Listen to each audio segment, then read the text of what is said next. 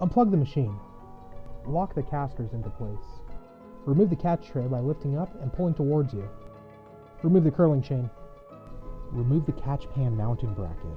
Loosen the black knobs and slide towards yourself. Remove the dough infeed chute. Loosen the black knob and pull upwards. Remove the infeed hopper assembly by turning the stainless steel knobs a quarter turn to the left.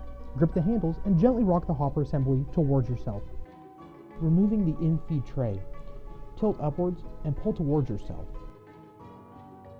Remove both front and rear scrapers. This is done by removing the spring from the spring tensioning pin.